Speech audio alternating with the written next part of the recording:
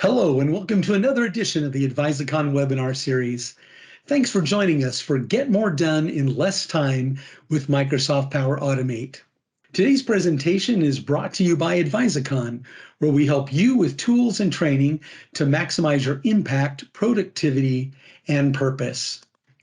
My name is David Hogan, the director of Advisicon's Academy, and I am excited to be your guide today because I love today's topic, Power Automate. I want to begin today by just sharing with you an experience that I had some years ago while driving a former company truck. I might have accidentally pulled too sharply out of a parking lot and clipped another car and caused some damage to the company truck. And the company's controller sent me to their auto body shop to get it fixed. And I have to say, I was fairly surprised. First of all, I got an automated message from them saying, "Hey, would you like a rental car?" And I gave it a couple responses. And a few minutes later, I got a confirmation that I had a rental car scheduled for the next morning when I was to get there. And sure enough, when I arrived, my rental car was there. I checked my company vehicle in, and surprisingly, that evening, I got a message with the photo showing the vehicle all taped off and what painting had been done. And then I received a message confirming that it was going to be ready as promised at 8:30 on Friday morning. The next day, the same thing again. And I received some other information about insurance and so forth through the beginning of the day. And again, the same thing the next day, another updated picture and other messages. And then at least one point during the process, a human being did call me and talk to me and just made sure that I was feeling good about what was going on. And sure enough, on the day it was due, I showed up and everything was as it should be. I never spent a moment wondering about what was going to happen. I had complete peace of mind through the whole experience. And of course, I told other people about my experience. And of course, why would I go anywhere else? Some people believe that business comes down to these three things: your people, your products, and your process. And of course, process is often what drives much of the client experience. And it's certainly appropriate that we talk about process today while we discuss Power Automate. Now, why automate? Well, Power Automate streamlines repetitive tasks and processes so you can focus on what's truly important. So here's today's agenda. We're going to talk about what Power Automate is and who should use it. We'll talk about how to access Power Automate, the anatomy of a workflow, the different types of workflows that are available. Primarily, we'll be talking about the cloud flow focused ones, but we'll mention all of them. And then we're going to walk through how to build workflows from templates, and we're going to walk through how to build a workflow from scratch. So it'll be fun. Let's dive in. So what is Power Automate? Well, first, Power Automate is one of the key components of the Microsoft Power Platform. The Microsoft Power Platform is underpinned by three other elements. First, the data connectors that allow the Power Platform to connect with many, many other software applications. It also has an AI or artificial intelligence builder and the Dataverse connection, which connects you to Microsoft's native database. The Power Platform is essentially a low-code, drag-and-drop platform that enables, quote, citizen developers, meaning you and I, to create solutions to our own problems without having to rely on their IT department or without having to rely on professional coders. Specifically, what is Power Automate? Well, Power Automate allows you to create workflow processes and automate them, meaning that you streamline repetitive tasks so that you can focus on things that require a genuine high-level human involvement. Again, they're designed for citizen developers. It comes with a huge collection of templates to work from, so you don't have to build them from scratch. And again, there are connectors to many different applications, so you can build workflow processes that connect with Office 365 apps, as well as Google applications and Salesforce and Pinterest and Smartsheets, Twitter, and just many others. And if you can't find the connector you want, of course, you can have one built that connects to the particular application that your company may be using. Here are some examples of what workflow automation can do. For example, when you receive an email with an attachment that has a particular string in the subject, you might want to automatically be able to take that attachment and download it into SharePoint into a particular folder or list without having to detach the attachment from the email and figure out which folder it goes into. Just have it do it automatically based on certain criteria. Or maybe each Friday you want Power Automate to go out and scan the Twitterverse looking for tweets about your company and gather those up and put them in a list so you can review them, saving you all that time of scanning through the Twitter sphere, if that's even a word.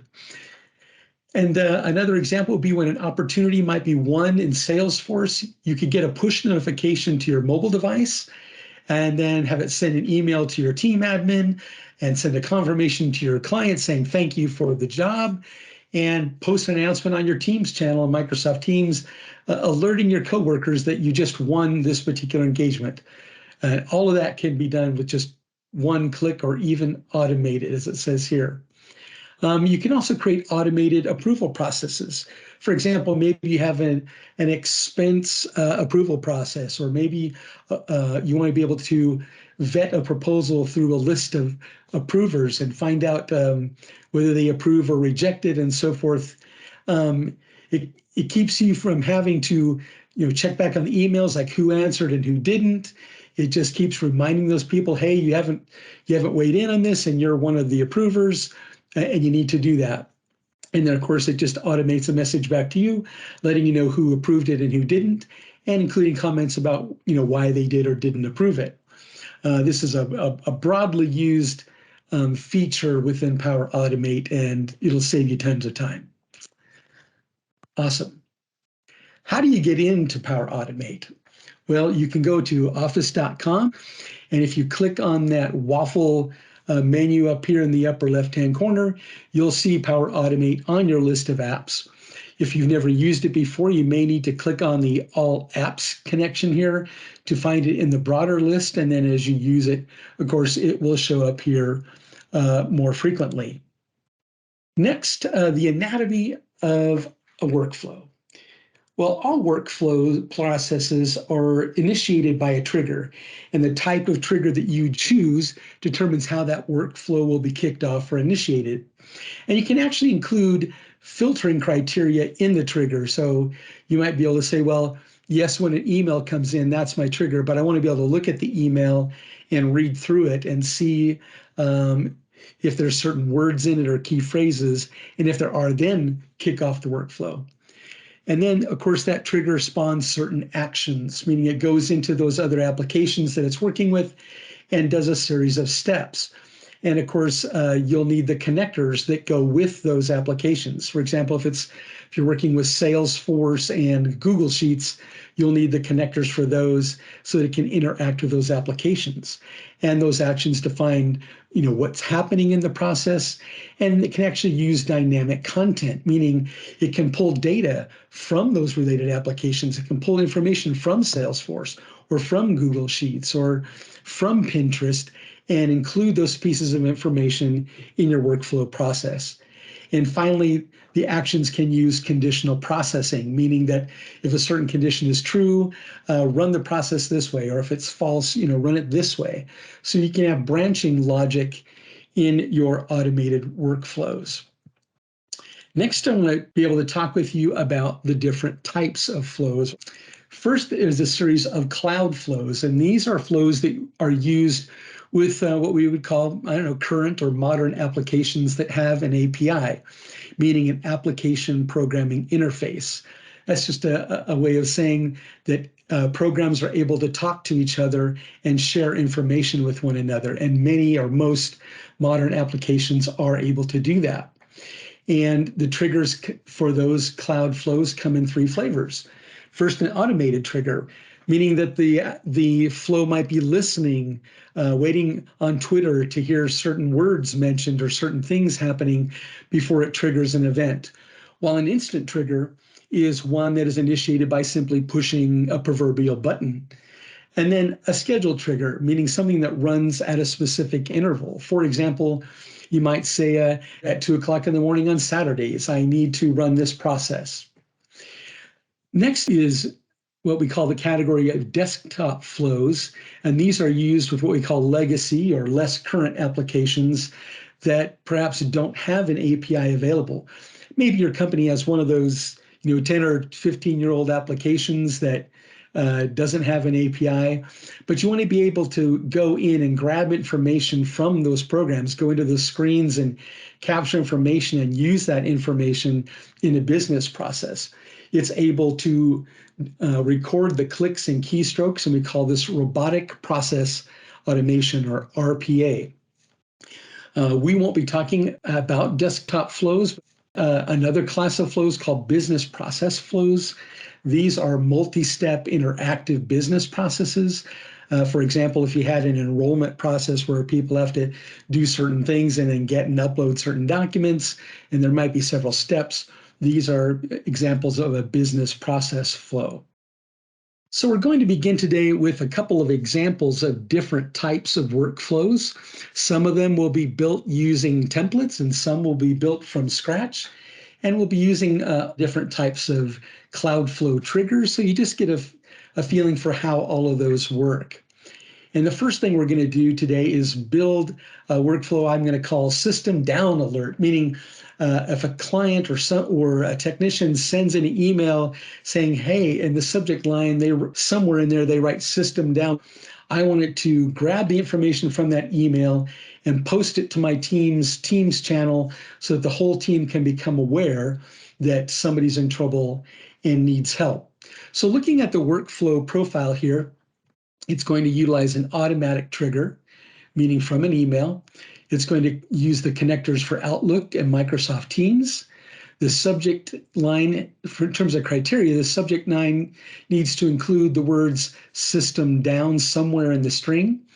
And the actions it will take are to post to Teams when an Office 365 email arrives. That's essentially the connector we're going to use, in the actions.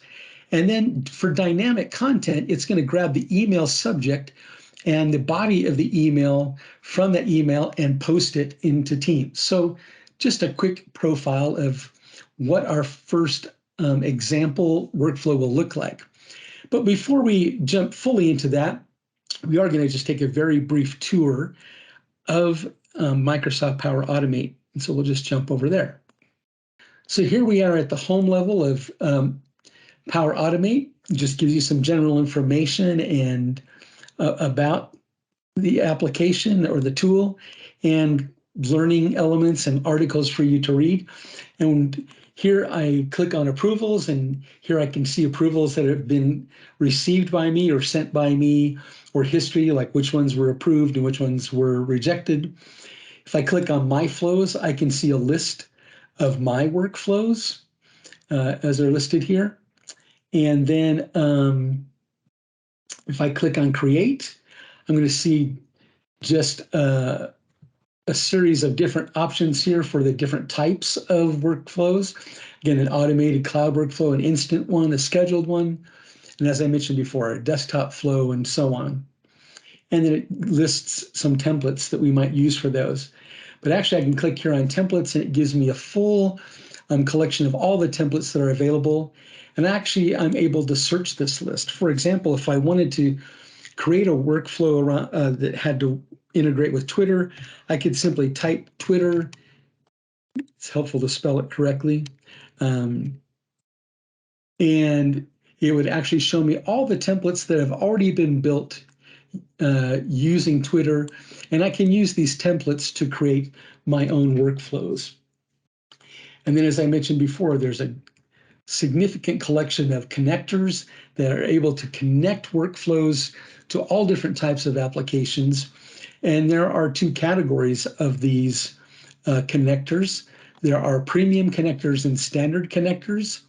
If you're not sure which ones you have access to, you can click on this gear to the right and choose View My Licenses. And it will actually show you what capabilities you have and tell you if you have access to both premium and standard connectors. And then if you don't see the connector that you need, you can build a connector or have one created for you. And I think that's all we're going to dive into on this particular list today. But as I mentioned, the first thing we wanted to do was to create a workflow that takes an email and posts a note to teams in the event that we receive a cry for help saying, hey, my system is down. And so as it said, the action we're looking for is post to teams when an Office 365 email arrives. I'm going to type in my search of templates, post to teams when, let's just see what comes up. Post to Microsoft, post message to Teams when an email arrives in Office 365 Outlook. Perfect, exactly what we're looking for. You'll notice down here in the connectors for the workflow, it shows the other programs that will be working with each other. And I have validated that I have an account in both of those, and I'm logged in. So I'm ready to build the workflow. And I'm going to click on continue. So first of all, when an email arrives, it wants to know what folder to look in. And I have previously chosen inbox, and so that's what it's defaulting to. It's looking for new email coming into my inbox.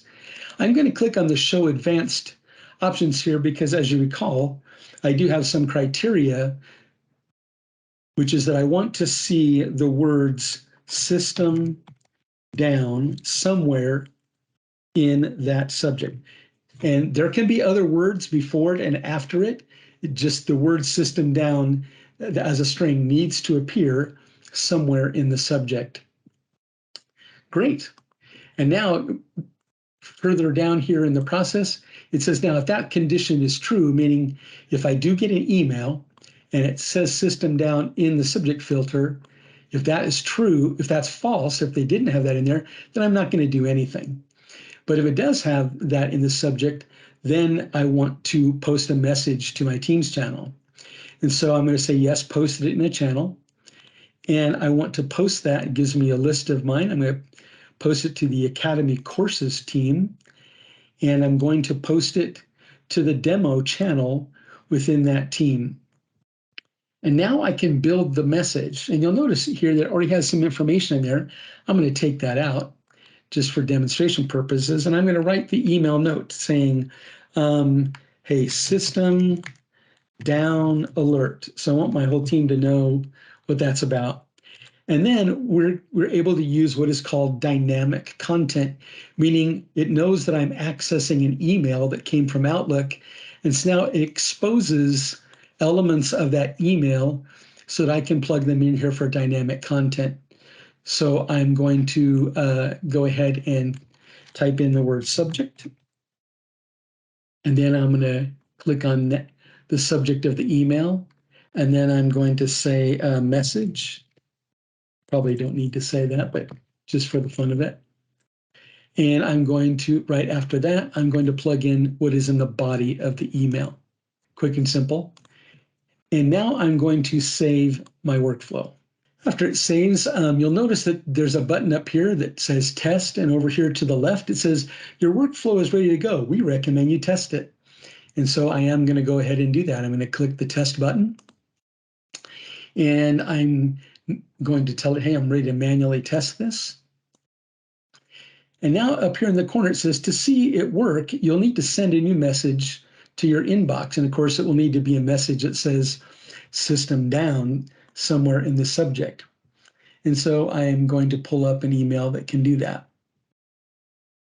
Okay, so here I have a message saying XYZ Corporation system down. At this date, our text reported our system is down. Here's our company name and address. And I'm going to go ahead and send that message. While the process is running, you'll notice this spinning dial in the middle of the screen. And it's working its magic right now, sending a message. And as soon as it registers the message and then completes the steps, the elements of the workflow will reappear on my screen, and I'll get a message saying that the workflow is run properly. Here it says your workflow is running. It got through the condition, and it tells me your flow ran successfully. Okay, so if the flow ran successfully, I should be able to go to my Teams channel and go to the Academy Courses demo channel, and I get a system down alert, and it gives me the information from the ticket. So that's an example of an automated workflow, again, using Teams and Outlook. Okay, we're going to take a look at a flow I'm going to call the Anchorage forecast scheduled flow, meaning this doesn't run automatically. As you look at the profile here, I want it to run every day at 9:30 a.m. Pacific Daylight Time. And what it does is it finds the weather data on MSN Weather for Anchorage, Alaska, because we have a team up there who's working, and it publishes the forecast by email to whoever I want to send it to every day. And the reason for that is we have crews working around the clock, so they need to know what conditions are at night and during the day, and they need to know, is it a full moon or not, so they know how bright it is or what the UV index is during the day. And so it's just helpful for them to plan if they get the forecast in advance at 9:30 every morning. So that's what we're going to do right now. It's going to use the MSN weather forecast and be working with zip code 99501 and sending an email that has these elements to it. So again, jumping back over to Power Automate, in this case, I am going to create this from scratch. And I'm going to call it a scheduled cloud flow. And I'm going to call it Alaska Anchorage forecast. All right, and I want it to run one time every day. So I'm going to click create. So it starts with a recurrence. I've told it to run every day, but I said that I wanted to run it at 9:30 Pacific time each day. So I'm going to show the advanced options. I'm going to choose the time zone of Pacific time, and I'm going to run at 9 o'clock, 9:30. So now it tells you this will run at 9:30 every day. Excellent. Now the next step.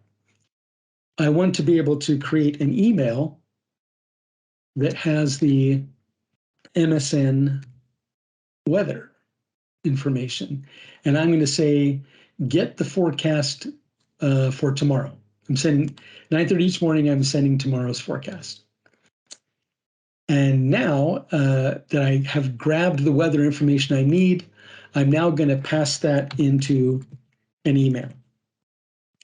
So I'm going to choose create an email using Microsoft Outlook. Okay, now I need to tell it who I'm going to send this to. And for demonstration purposes, of course, I'm going to send it to myself. The one thing you did need to know is it doesn't allow you to send it to a group. You do have to enter the email addresses individually in here, as far as I know, at least at this point in the program's development. And I can say tomorrow's, man, if you can spell tomorrow's Anchorage forecast. Now, again, I can add text in here, and I can grab the dynamic content. Where is that coming from? Again, it's coming from the MSN weather connector that I selected up here. So I'm going to say, well, the first thing you need to know is what the condition is for tomorrow, and I'm going to grab that piece of dynamic content, maybe put a little divider in here. And then I'm going to say, here's a summary of the day's weather. And I'm going to go down here and grab day summary. And then I'm going to also grab a summary of the nighttime weather, because again, we have crews working around the clock. And again, they might be concerned with what the moon phase is at the current time. It might affect things. I don't know. They don't seem to have much moon at certain times of year up there, but we're going to choose the moon phase. And then I am going to get the just UV rating information. So I'll use the UV index description. So there it is. I have told it run every day at 9:30 in the morning, go grab the weather forecast from MSN and create a message incorporating these elements about the weather. And I'm going to go ahead and save that. Get the forecast for tomorrow. Location is required. Oh, my goodness. What was I thinking? So this flow checker does help you in that regard. I'm going to go here to the location and enter 99501, which is my Anchorage zip code. And I'm going to save again.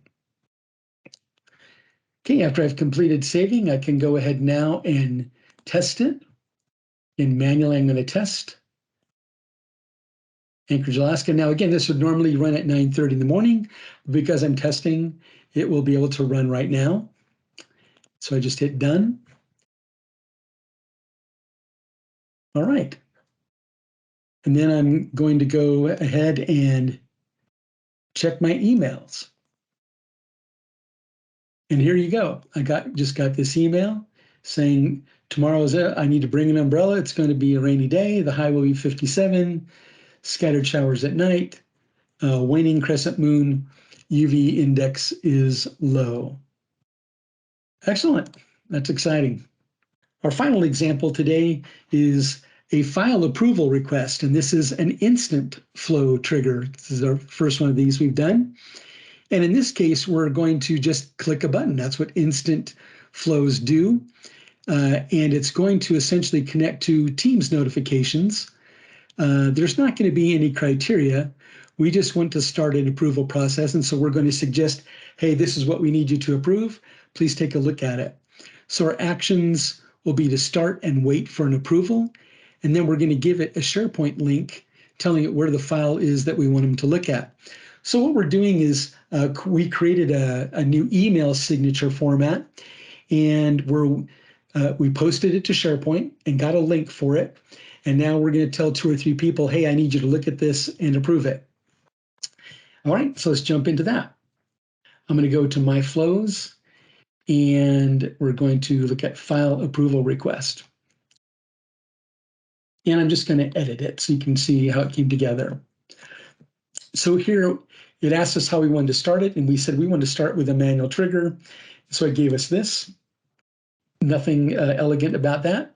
And then we created a next step. So I said to add an action, and I told it that we wanted to start and wait for an approval, meaning, and we'll go through the details of that in just a moment.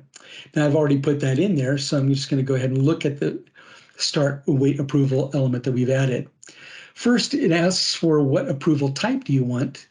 And looking at the options, we want to focus on these first 2 that are most common ones. Approve, reject, first to respond, or approve, reject, everyone must approve. In everyone must approve, if you sent the approval request to 3 different approvers, all of them would have to approve it for it to achieve an approved status. While if you check approve, reject, first to respond, the first person to weigh in kind of rules the day. And so a lot of us use that second one because it's easier to ask forgiveness. I don't know. But in this case, I am going to choose first to respond and give it a title. Well, I have a new email signature proposed, and it's a test, and I want you to look at it. Who is it going to? In this case, I added my own email address. And of course, again, we add the email addresses individually. But if I had 3 or 4 people I wanted to review and approve, I would just simply add their email addresses. You can type in details here, and you can use dynamic content to do that.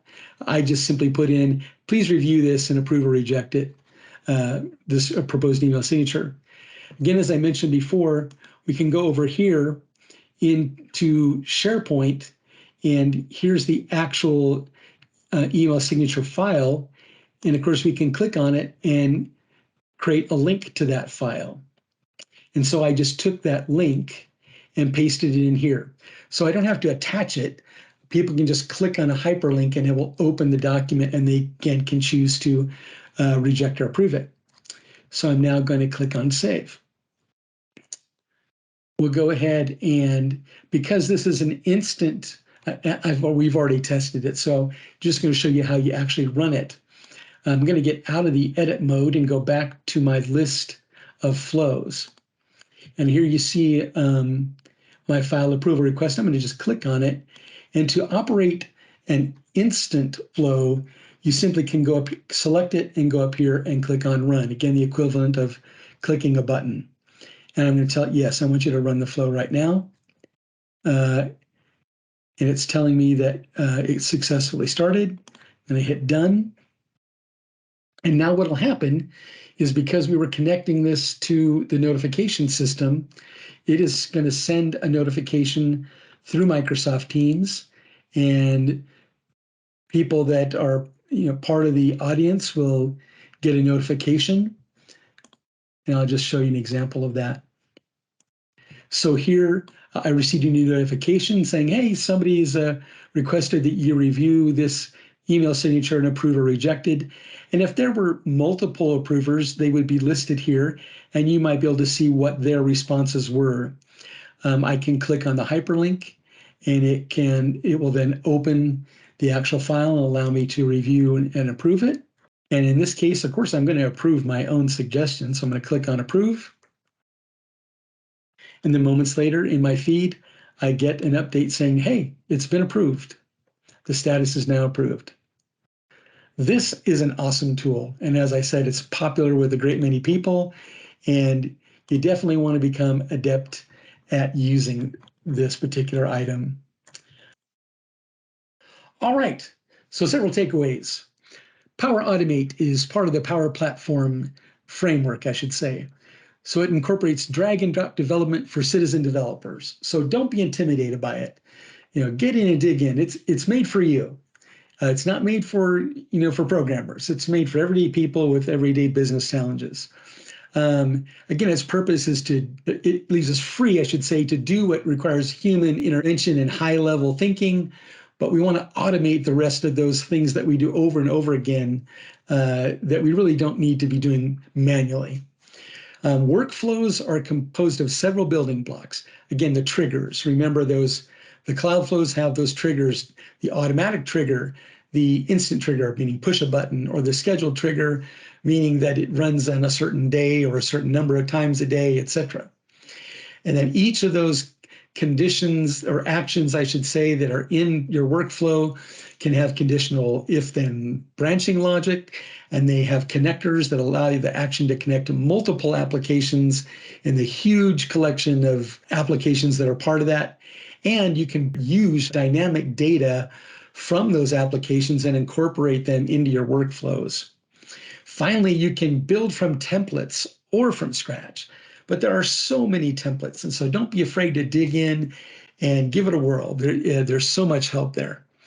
And finally, a final note there, just encourage you to do research on those business process flows. Remember those multi-step business operations that are interactive with the user, and robotic process automation, or RPA, that allows you to connect to legacy applications that don't have an API and scrape data from their screens by recording mouse clicks and keyboard strokes.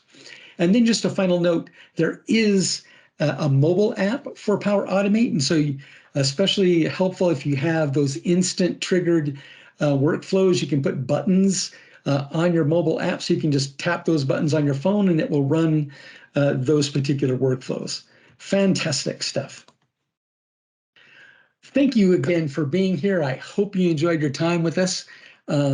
Certainly invite you to visit the Advisicon Academy learning management system at advisicon.thinkific.com. And again, of course, we invite you to reach out to our team and to see how we might be able to help you with current or future projects. We do look forward to seeing you on another edition of the Advisicon webinar series, and just hope you have a fantastic day. Thank you.